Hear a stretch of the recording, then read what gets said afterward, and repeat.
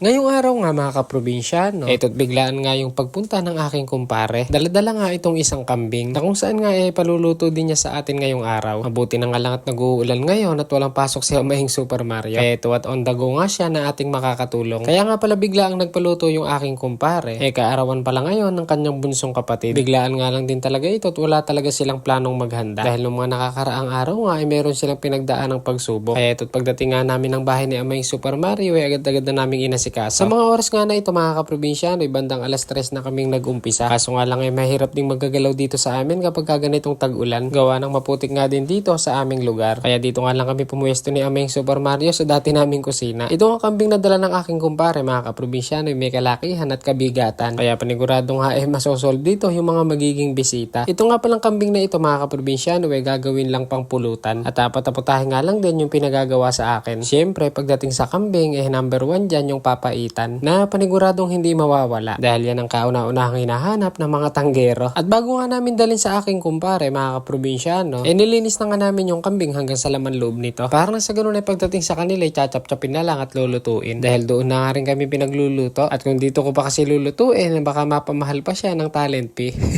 Kaya tara mga kaprobinsyano, samahan niyo po muna kami magluto serye sa bahay ng aking kumpare. Bali dito nga lang din yung kanila sa kabilang purok at tabing kalsada nga lang din yung kanilang bahay. At pagdating nga namin dito sa kanila mga kaprobinsyano, eto't sinalubong na kami kaagad. Pagka ganitong isang kambing nga ang lulutuin paniguradong mapapalaban na naman tayo. At aabutin na rin kami dito ng dilim. At bukod nga sa papaitan, dadalihin nga rin pala namin yung aming all-time favorite pagdating sa kambing na kapukan. At habang nagchachap-chap nga si Amahing Super Mario dun sa baba, eto't una ko na isasalang itong pangpapaitan. At habang nakasala nga diretso na tayong magagayat ng mga gagamiting recados. Hindi naman masyadong komplikado itong mga pinaluluto sa akin. At pagdating nga dito sa mga buto-butot karne ng kambing, ang gusto nga nilang gawing luto dito spicy adobo. Yung tipong medyo nagsasarsa daw. Kaya ito dali-dali ko na nga sinangkapan mga kaprobinsyano ng mga pampalasa. Yung mga simpleng sangkap nga lang okay na. Na makikita lang din dito sa kanilang kusina. Nakakatuwa nga mga kaprobinsyano at nakapagluto tayo dito sa kanilang magandang kitchen. Isa rin sa pangarap ko yung ganitong kusina pagdating ng araw. Siguro after 10 years.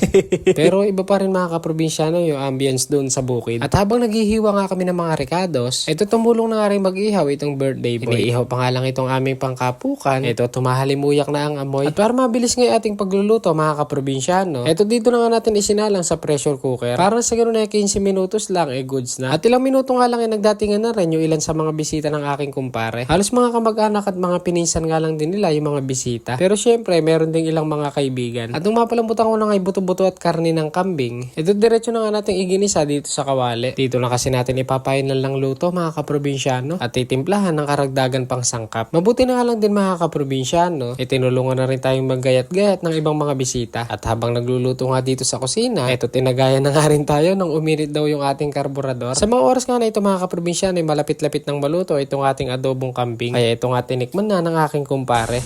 Walang ito sa mga.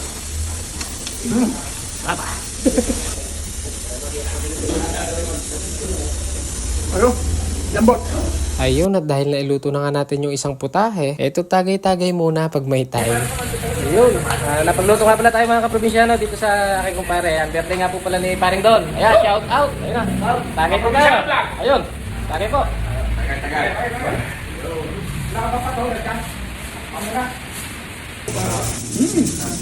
Sarap. Ayos, kain na.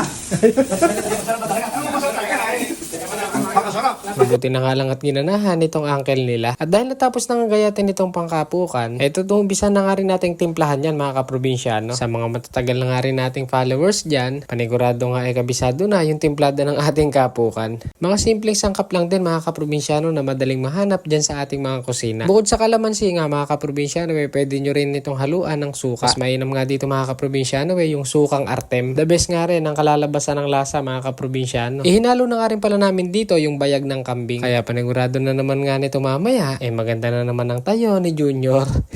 Kambing yan. Ano? Tikman ni Paring Don. Sarap. Ayos na.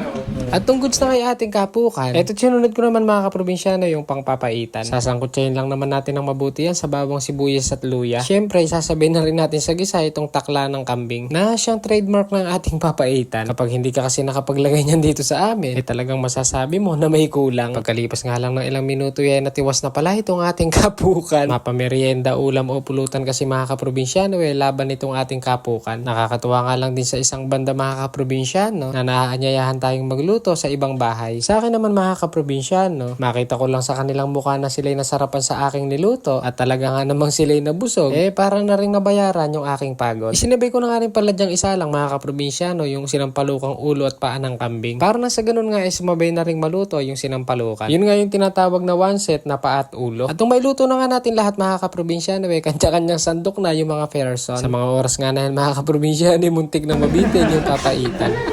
Wala ka nagsasasando, wala na. Marami kinita yung aming kambing.